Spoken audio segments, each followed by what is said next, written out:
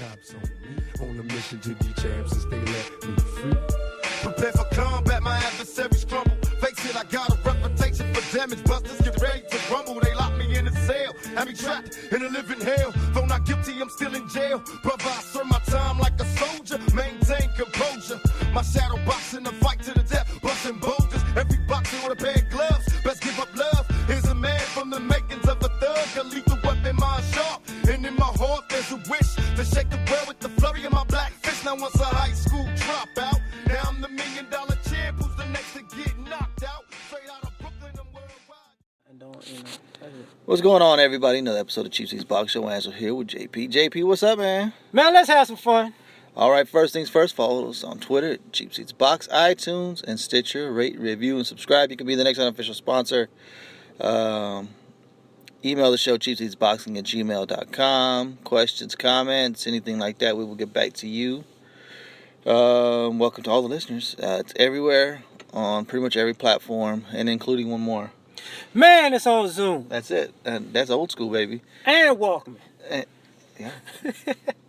Transistor radio. It's on everything, baby. What was the 45s? Yeah. We're on 45, 12-inch. It don't matter. I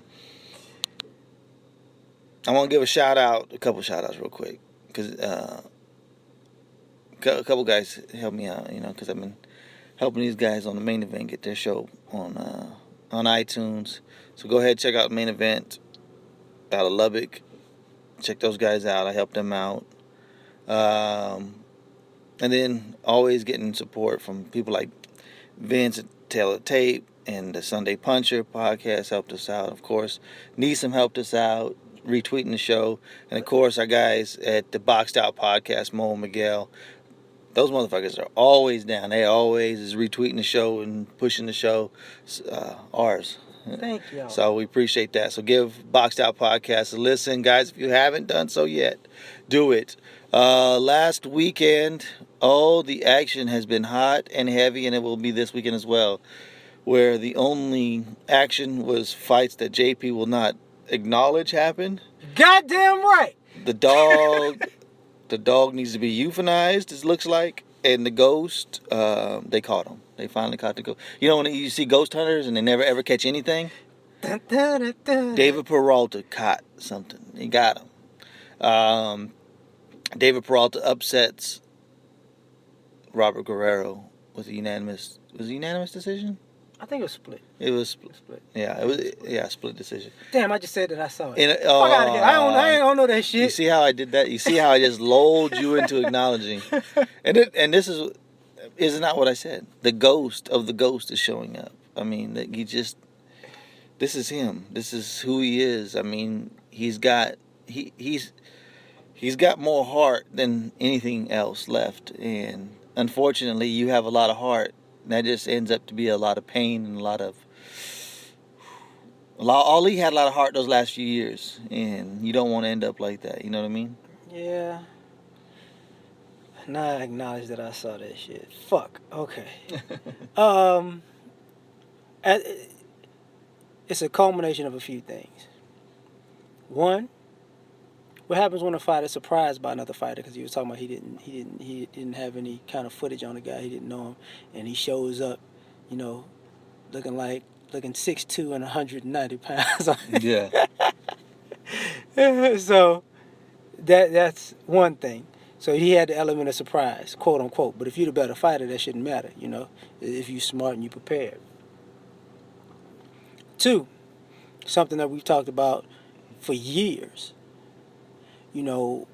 These guys are going to get comfortable, and these younger fighters who are hungrier are going to come along and put them out to pasture, because a lot of people are just sitting on their spot and their name recognition. And so, that's pretty much what happens, because it's really, I'm not going to say it's nowhere to go from here, but you're relegated in a certain space, It's you're on the B team when this happens,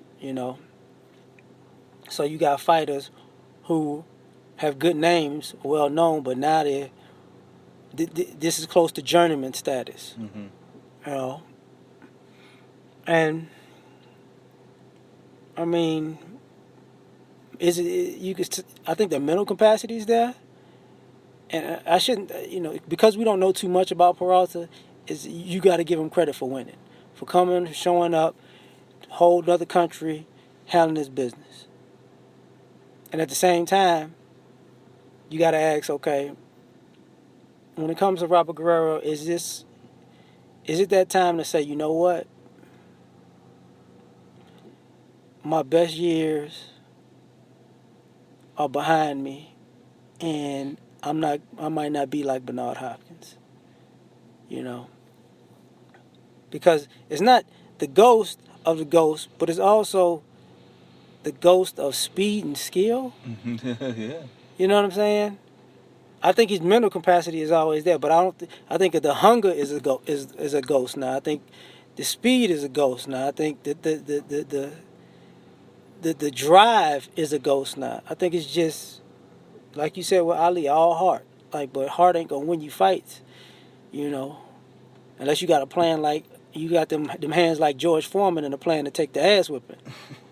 And that's not the case. Yeah, that's not the case. You know who looked really bad this week? Off that PBC card was Danny Garcia. I like shitting on Danny, so I'm gonna go ahead and do it. Because this is the same Robert Guerrero in his last fight. Fought a pretty close fight with Danny Garcia. The same Danny Garcia who got beat by, most people think, by Mauricio Herrera, who got demolished by Jose Benavidez. The same Danny Garcia who pretty much people think lost to Lamont Peterson, who went out and got him a gift decision against Felix Diaz. Man, I tell you what, there was a time when Danny Garcia's his resume looked better. Especially when you saw Matisse beat Provodnikov and look good, and then what happened to Matisse was what happened, but you look at his last few opponents and what they've been since. Danny Garcia's gonna be calling out David Peralta pretty soon. The crazy part about that is, it just depends on which angle you're looking at it from. Yeah. I remember. I'm just looking at it from the hater. No. Angle. I get that. There's a part of it that comes off like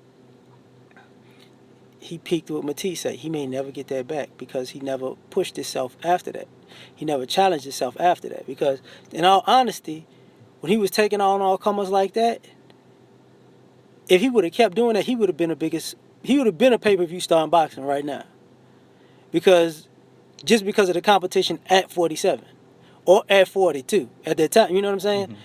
Mm-hmm. It would have been no question because he was willing to take on all comers. His confidence is sky high. But because he didn't, his stock keeps dropping. His wins looked better then than they do now. Now you could say, he could say, look, when I beat these guys, they're not the same. Which you can make a valid point with that.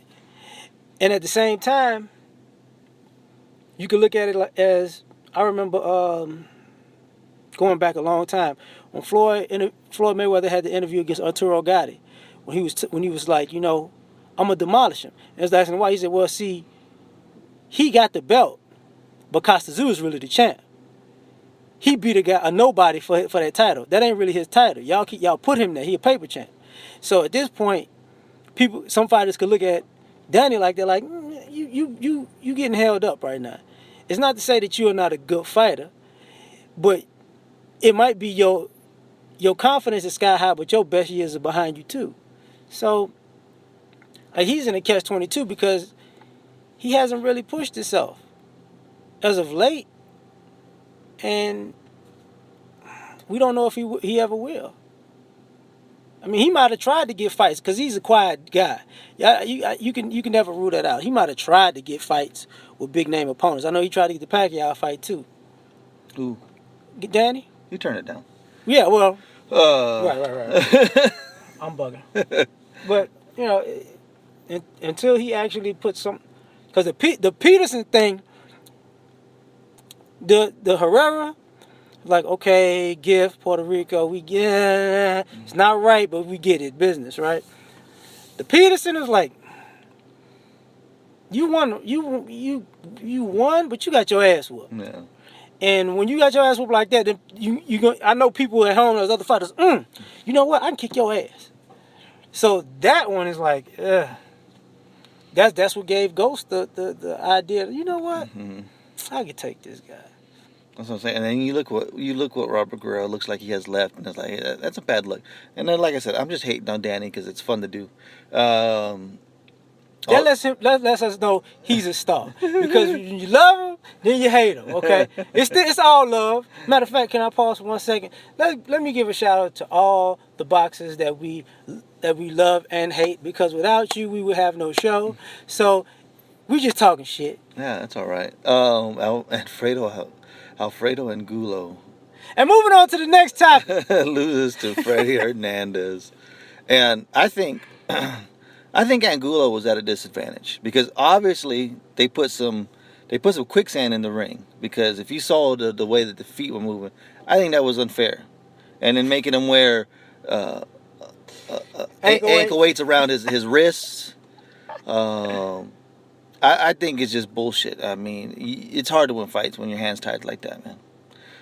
But look, Angulo has nothing left. He left it all in that holding cell with immigration. He had his one shining moment, like they would say in the college basketball, against Erislandy Lara, when he almost pulled off the upset, and then he got stopped with the eye. And ever since then, he hasn't really been the same. I mean, he's probably not going to stop fighting. And that's a bad thing, because at this point, I mean, both, what Hernandez's best weight was like 147, and he wasn't that great. And Angulo was a 154 guy, and they're fighting at 168, and it's like, could you imagine him fighting at 168? A decent 168 fighter? It's not going to go good. He has nowhere to go but keep on going down and taking real, true damage. I mean, the best. I'm never one like he needs to retire, but he should.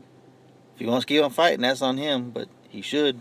I mean, he's got one lucrative fight in him that could be the rematch with Kirkland, because Kirkland keep fucking up. Well, he's in jail right now, so just give him. I say keep fucking up. Yeah. But that's the thing. Like, he's got one. That one lucrative fight is always gonna be on the table if they're gonna be undisputed 3. Oh, sorry. See, it's cold-blooded, man. But it's a sentimental farewell. He gonna always be one of my, I'm losing all of my favorite fighters right now. You get what I'm saying? That just means we're getting older, JP. I don't want to hear that shit. All of my favorite fighters are gone now. You know what's funny? Like, we didn't even bring up David Peralta. There's a reason why. Like, I feel going back to the last fight, we didn't really even mention him. We mentioned his name that he won. There's nothing to mention. This guy's not good. Don't let it fool you. I'm retiring from taxi cab. Whoa. Why don't you just take a leave? Because you face any decent 147 guy, they're going to beat the shit out of you. I mean, he was a part-time fighter and a full-time cab driver, and he done fucked up the Ghost. If Vinny Panzanilla could get a movie, he can get a movie in Argentina. Okay? Well, Vinny broke his neck and kept on fighting. That's a little bit different. There's a story there. They're not gonna put the way Roy whipped his ass and he came back, got it? Well, he was like 30 pounds more than he should have been. Minus the steroids. But hey, fuck all that. Well, let's put it like this: you break your neck, you got an excuse. Well, and if you're gonna fight Roy Jones, steroids versus steroids, I guess it's all even. That was steroids there. But shit, if Vinny can get a movie, he can. I mean, fuck. If he gets a movie before Maidana in Argentina, we got a problem. Wow, that's it. This weekend, a couple guys that fight. No. No, there really isn't much. The Golden Boy Live, the LA Fight Club. I only bring this up when it's young fighters that I like to watch. Chimpa Gonzalez is on that card, and Edgar Valerio are on that card. Two young, fun to watch prospects. That's worth watching. And if you can find a stream on Sunday, Inoue is fighting again, defending his 115 belt. Somebody about to get fucked up. And Luis Concepcion yesterday beat Kohei Kono for was it the IBF 115 junior bantamweight belt. Who is Luis Concepcion? Well, he is the only name that people know really that truly a name worth mentioning on Carlos Cuadras' resume. So his resume just got a little better going into the fight in 2 weeks against, or I guess in about a week and a half against Chocolatito. That's about it, man. On the there's literally nothing. Joe Arroyo is in the Philippines fighting one of the many thousand Coquillette gyms.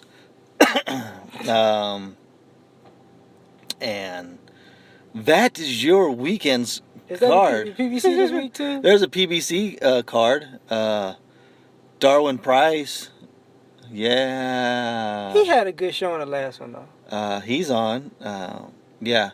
At least next week we're going to actually get to break down some real fights, not including the Triple G and Kell Brook. Should we give out fantasy football tips since boxing is slow right now? Take a flyer on Colin Kaepernick. No. Oh yeah, they go bench him for the. We gonna end your career like Mahmoud Abdul-Rauf. How dare you stand up for freedom? But we love Ali. Hey, his the mama fuck out of here. Mahmoud Abdul-Rauf. His mama named him Chris. I'm gonna call him Chris. No, his name is Mahmoud. His Mahmoud was his birth name. They changed it to Chris a week later. He don't even have Tourette's anymore. Smoking that good shit. Yeah. All them years. Wasn't he with Denver? Yeah, that's when they got rid of him. I'm saying all the years in Denver, so he's back in Denver probably getting that good shit, that good legal shit. Like he has like a little camp. News and notes, and that's it, man. There ain't shit going on this week. But a couple of things that I saw. One, Canelo makes the statement, no guarantee that I'm moving to 160 yet. I feel good at 154. Just come out and say it. Say, I'm not in a rush to fight. As soon as, remember when this agreement came out that they were going to fight next September, I said, bullshit, it's going to be the following May. May 5th, 2018, Triple G turns 36, and that is what Golden Boy and Canelo are pushing for. Like I said, Canelo was always ready to take them risks. Remember, the risky fights. Everybody said, well, he there is some truth to it, but there's hidden things in there. He wasn't ready for Mayweather, but he took it. People didn't want him to take the Lara fight. He took it. People didn't want him to take the Austin Trout fight. He took it. What do all three of those fighters have in common? Them motherfuckers ain't gonna hurt you for shit. That's what they have in common. Triple G. He's going to hurt you. You're going to have to go through some punishment to want to win. And I think he's just holding off as long as he can, letting Triple G get older. As Trey Songz would say, I'm about to die. Motherfucker, what you just did was signed, sealed, and delivered the ass whipping that's going to come to you. Maybe you don't get it. I mean, I understand Golden Boy is trying to, keep the longevity on their cash cow. But here's the problem with that. You got to know your opponent. Triple G doesn't seem like the kind of person who's going... If you want to make him wait it out, you know what he's going to do? I'm going to just work out to make sure I'm in tip-top shape when it comes. So when that time comes, I already beat you mentally. I already beat you because you stalled. Then I'm going to beat the fuck out you when you get in the ring for making me wait so long. And at this point, it's like We're talking about a fighter in Canelo who I always think is mentally is a boxing genius. So if you that goddamn smart, you should have a game plan to handle this man. But the game plan is to wait him out. That's not a good game plan. It's not a good game plan because, for one of Canelo's major weaknesses is he can't fight going backwards. And one of Triple G's best strengths is he corners motherfuckers. So you realize if you never fix that shit, if you want to, you can wait him out for 10 fucking years. But if you never fix that, he's going to break your fucking face. Because at the end of the day, people can back Canelo up. People can, and even though I love it because he's one of those fighters that when you back him into a corner, he going to come out swinging. The problem is, do you really want to come out swinging against this motherfucker? You really want to get a slug fast with Triple G? I don't know anybody. Everybody says, I got it, I can handle it. Then pick the motherfucker up off the canvas. Like, I thought you could handle it. Well, he hit me with the Street Fighter Shoryuken, and the shit was over. Speaking of Canelo, that undercard is starting to fill out, and it feels like, besides the Canelo fight, it feels like an LA Fight Club. Jojo Diaz is supposed to be on there. But that's all. Do that. No, that's okay. Jojo. But it's not, unless the opponent's right. It's not a pay-per-view fight. Right. Diego De La Hoya is on there. Yeah. Look, man, they are basically saying, yeah, we don't think that this pay-per-view is going to sell. They're going to drop this shit. So we need to not pay these undercard guys anything because we ain't got any money to spare. Unlike the Pacquiao Vargas undercard, which is starting to fill out a little bit, and it's a little bit better. Not great, but better. Nonito Donaire supposed to be on there defending against his mandatory Jesse Magdaleno, and the rumor of Terry Flanagan versus Juan Baby Bull Diaz. It's coming on the undercard. A much better undercard. Not, like I said, not great. These fights ain't gonna make you. You know what? I wasn't gonna buy that fight, but now I'll buy it for the undercard. But because of the undercard, it may convince you that if you were on the fence, like, I might buy it now. Depending, of course, on how it's priced. That and who, if they ever get an actual distributor for the pay-per-view. See, like, say with the Canelo fight, right? Here's one of the major fuck-ups.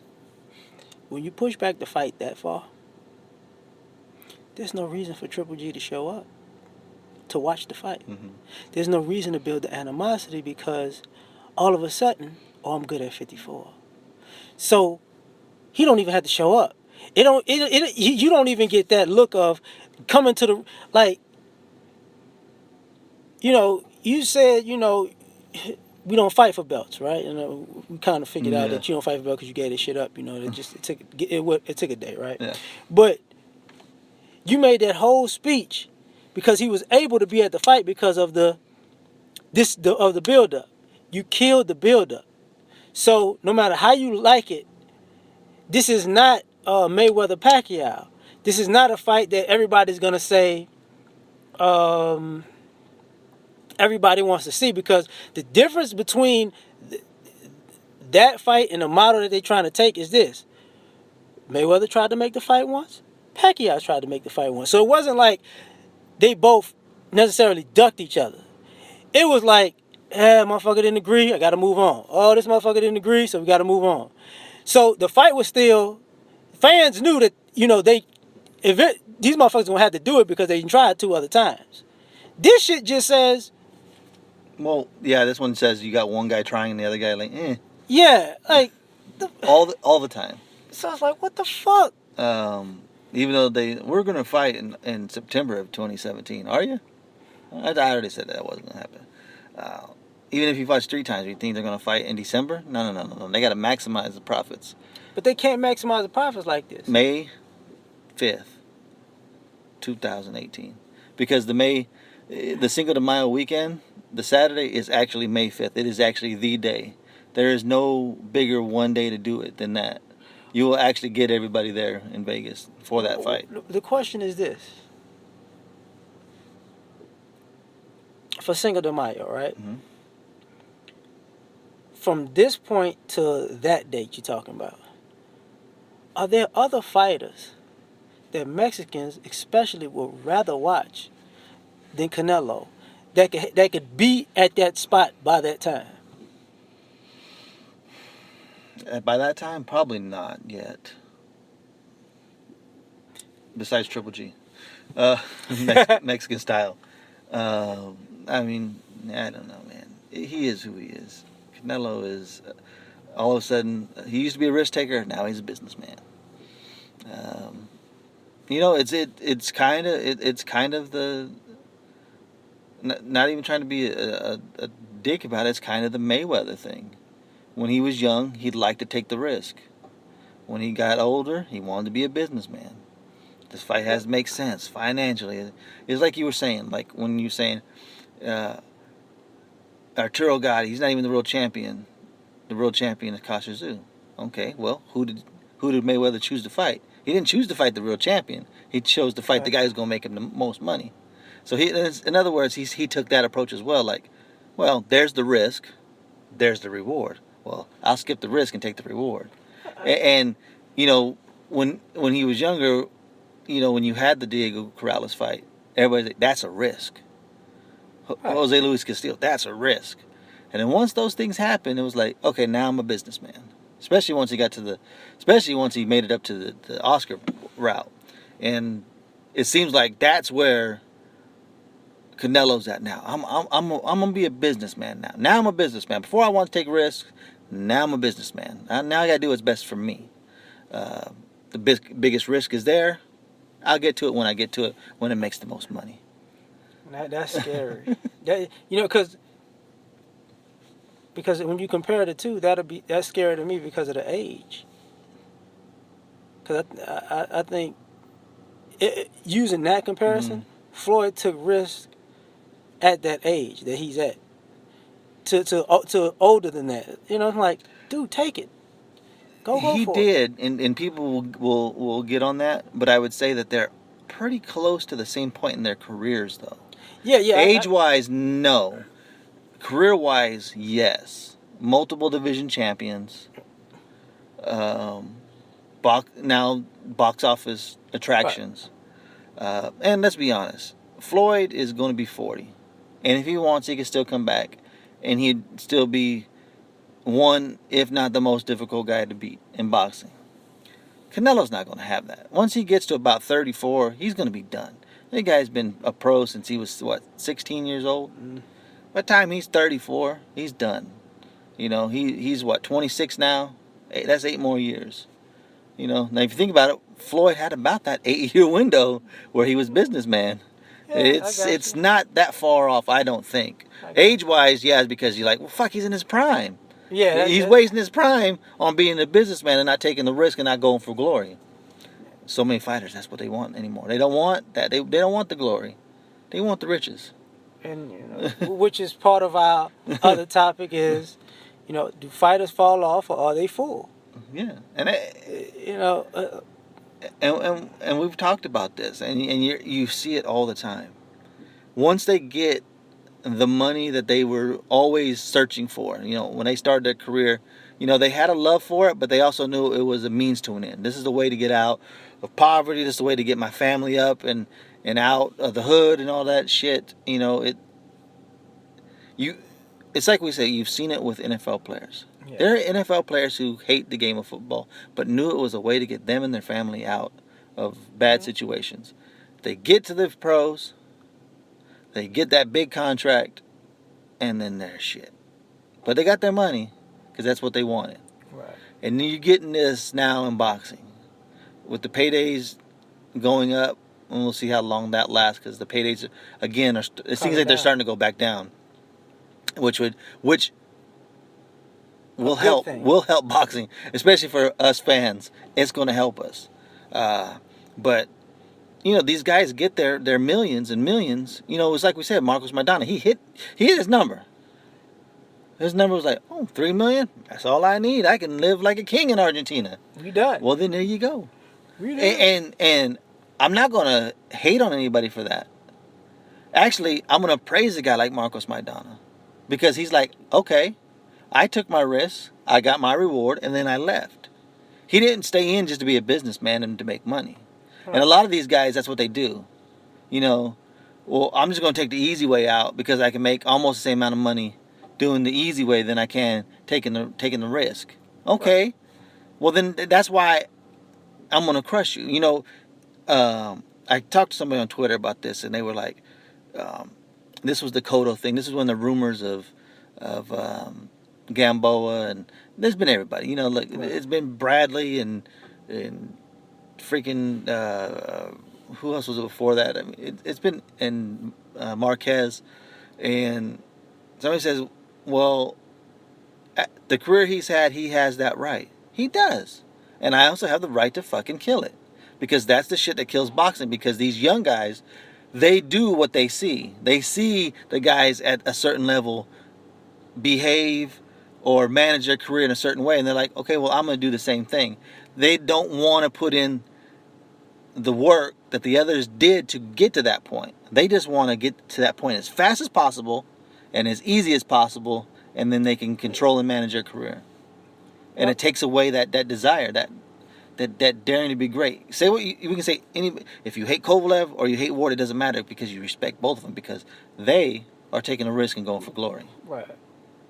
And it reminds me, you know, my grandparents back in my day. I was like, what the hell y'all talking about?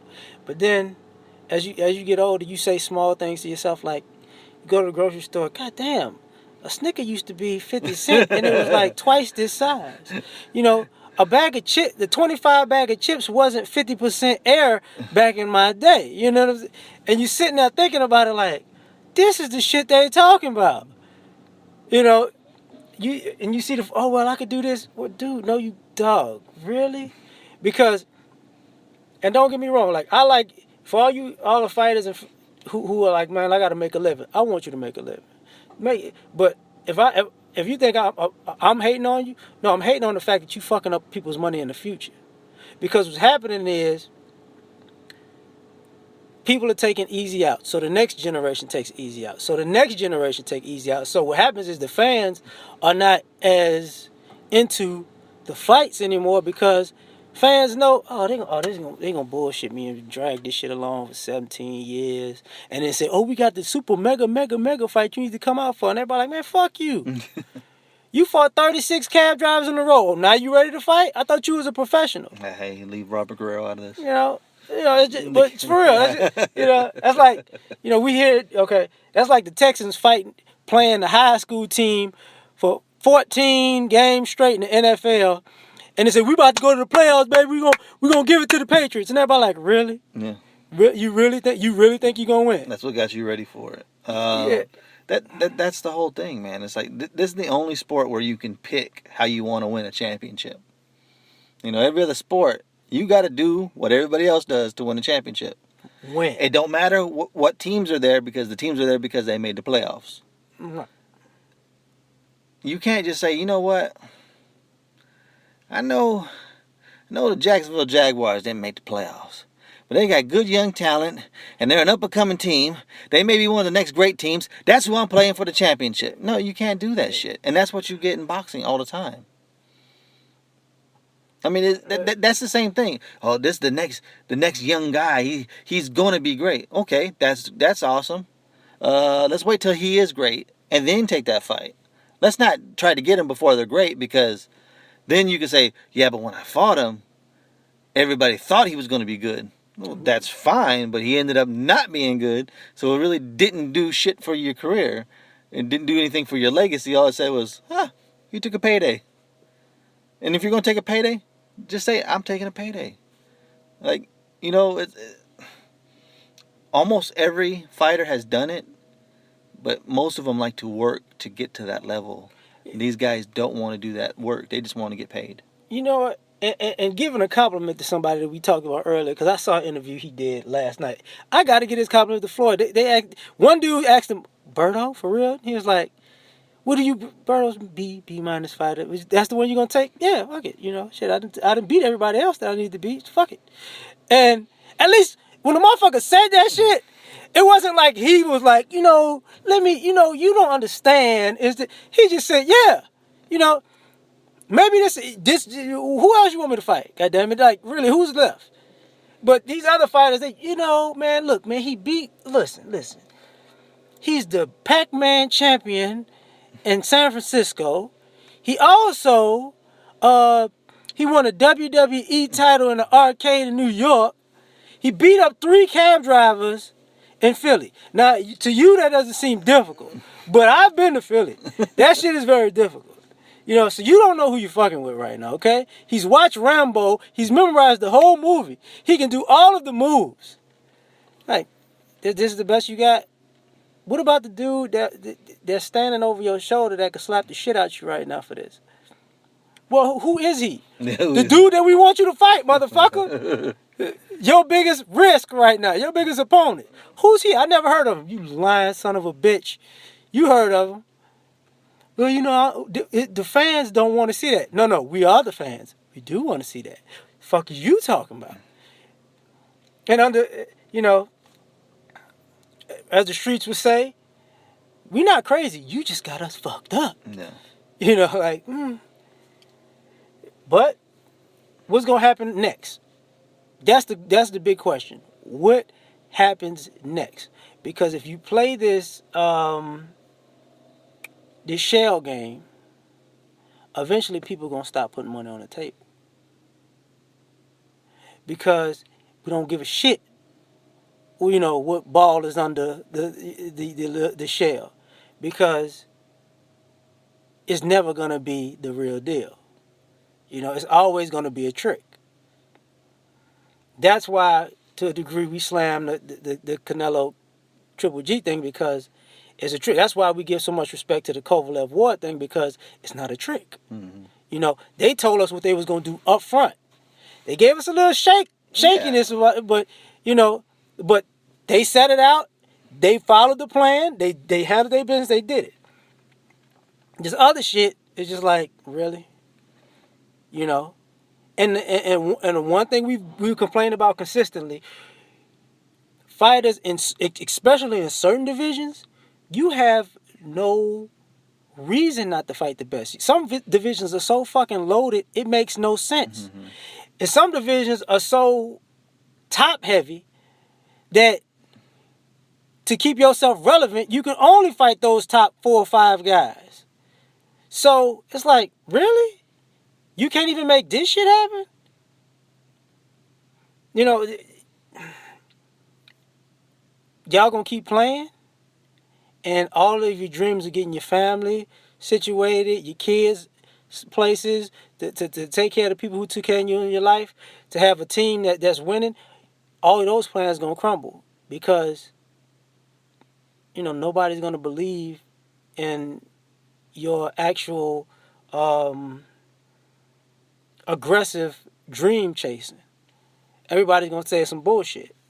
You know, that's why, like Nonito doing there, I'll never hate on him for his he was like the first major guy, and is still one of the only few who is in the 365 testing, where he's testing year round, no matter what. He's testing year round. So you respect that. And in the same way, I respect Tim Bradley, because he's gotten his paydays. He's gotten to where he wants, but he has that drive inside of him. He wants to fight Kell Brook. He wants to fight Cotto. He wants to fight Manny Pacquiao 3 times. He wants to fight Marquez. He wants to fight everybody. He wanted to fight he wanted to fight Mayweather. He wants to fight, it doesn't matter who it is. He wants to fight everybody. Because he had that inside of him where he wants to be great. He wants to continue to be great. He wants the next guy. Like, whoever you think the next guy is, he wants to fight that guy. You know, this is a guy who was wanting to fight Cotto for the middleweight title. Like, mm-hmm. he wants to fight everybody. So you have to have respect for the guys who dare to be great. Ward, you know, Ward's got a lot of people that don't particularly care for his his personality sometimes. But nobody ever says, I don't respect him. Why? Because they know that he's willing to fight everybody. He's daring to be great at a new weight. He's fighting the best that there is. Kovalev is literally trying to make a fight with anybody and everybody around him. He wanted to fight Peterbiev. He wanted to fight Stevenson. He fought Hopkins. He fought Pascal. It's like he's fighting war. Whoever you got. They've gotten their money, yet they still have something inside of them. And those are the fighters you have to respect. And even though I used to fuck with Nonito, Nonito's a poster child for something right now. Which, I'm not going to retract my statements because I was just fucking around. It's not like I hate the guy. But he's the poster child for a guy who did get full. He did reach the pinnacle. Yes, he did. He had a family. He was shaky on if he wanted to do it or not. You could tell he was partially beaten, partially like not focused. And now he's like, you know what? This is what I do. This is who I am. So now he's the guy that some fighters should look at and say, if you got an inkling of that drive still left in it, you might as well just go for it until you burn it out. Mm-hmm. Because if you take this little break, you might not be able to get your career back when you really want it. That's why, us as people and other people are not too keen on telling people to retire, because if this is who you are and what you do, we understand you want to retire on your own note. You want to retire with your head held high and say, okay, I did this my way. I even ended this my way. But some of you guys are not paying attention to the other fighters and signs in front of you, because y'all may be too focused on your money and your legacy to look at the big picture and say, look, I don't want you to fuck yourself in the long term because you're trying to have a short-term fix. That's the same thing you're talking about with Tim Bradley. Tim Bradley's father is a hard-working, hard-nosed dude.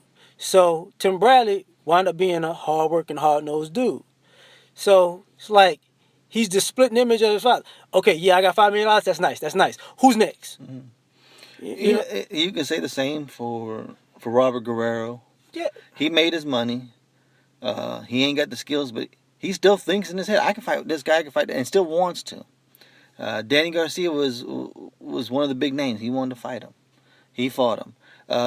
You look at Nonito, right? And he lost his edge. There's no doubt about it. He didn't train the way he was supposed to, but yet who was he fighting? He was fighting guys like Rigondeaux, who nobody wanted to fight. He was fighting guys like Nicholas Walters, who nobody really wanted to fight. Did he get fucked up against Walters? Yeah. Did he get beat against Rigondeaux? Yeah. Even though he had got comfortable, and his comfortableness came out in the fact that he didn't put the effort in, he was still willing to face some of the best. Piggybacking on that. You know what else happened in those fights? Even in a loss, it turned on his aggressiveness, because his pride wouldn't let him just get fucked up in both of those fights. Because if you remember, he got pissed off in a Rigo fight, and he knocked Rigo down and kind of pushed whatever you want to call it. But he was like, fuck this. You're not going to embarrass me. He, as a man, he just wasn't going to have it. In a Walters fight, he almost knocked Walters the fuck out. He did. He really did. So his pride, even when you take that risk and lose and you off your edge, a part of you as a man is like, man, you got me fucked up. I ain't coming here to get my ass whipped by you. And that's, even in a loss, that's why you have to respect him. Because even when he don't train, even when he just ready to give up, something happens in the middle of the ring like, wait a minute, I ain't no bitch now. What's wrong with you? But these other fighters, it's like they give it up. Do it in the negotiating room because I don't want to have to, I don't even know if I got this in me in the ring. And the last thing was the Ward Kovalev fight is, I guess, officially official. Yeah. Like I said, they had people worrying a little bit, but it is what it is. Hey, they've kept their word. You can't have nothing but respect. I said that Ward wouldn't fight. I didn't think he'd fight 3 times. Looks like I'm gonna be wrong. And I'm okay being wrong. Especially when it comes to if I get to kind of fight like this. I ain't got a problem being wrong. I've been wrong before and I'll be wrong again. That don't bother me none. But it's going to be a fun fight, man. And then it's going to be good, and it'll help finish off a year that has not been great. We've had a few good fights, but a lot of it has been shit. If they don't do something to change this, boxing is going to go downhill fast. The one lucky thing that I can say is all of the promoters, because I'm not just going to just say one. Mm-hmm. All of the promoters, you can see in unison are like, we got to get these young guys to the top, because dealing with these names is starting to be hell. Mm-hmm. We might not like this transition of it, but we can see that, that's why we like, okay, Spencer's coming. Jojo Diaz is coming. You get what I'm saying? Like, they coming. Like, we know that they're on that cusp. That's what Robert Easter, he's coming. Oh, yeah. You know what I'm saying? If eventually, Imam's going to come back, motherfucker. And that's next week, too, as of Easter. Yeah, so, we got these fighters. But until that happens, if the football season's a great season, some of you fighters going to be like, Lord, what am I going to do? You're going to hear a lot of crickets in the crowd. All right, let's wrap it up there, man. We're going to cut it short, man. Look, the fact that we got almost 50 minutes out of this is a miracle. We're making America great. We're making America great. We're almost like Donald Trump. We our hero. So you can follow the show on Twitter, Cheap Seats Box, iTunes, and Stitcher. Rate, review, and subscribe. Be the next unofficial sponsor, guys. Hey, you know what? I don't have a good feeling about this week. But next week, goddamn, I know people are going to listen because there's a full loaded weekend of fights the following weekend. So, man, just help us out. Keep us up there when people search boxing on iTunes. 1, 2, 3, 4. Fourth show that comes up. Thank y'all. Thank y'all for that. And all shows matter. All shows matter. Shout out to all boxing podcasts. All shows matter. I like that hashtag. All shows matter. Email the show, cheapseatsboxing@gmail.com. JP, anything else, man? This is where the fighters fighting the fans commentate. And we do it just like you from Cheap Seats, because we ain't buying no tickets, goddamn it. Peace. Please believe that I'll never be shamed again. Again, I'll be the next heavyweight champion. Call me crazy, but no one can fake me. I'm the product of the projects, lost and crazy. Throw your hands up, Mr. Bruno. Ride, Big Mike Tyson about to brutalize that ass tonight. No hesitation for the whole nation. I'll be there.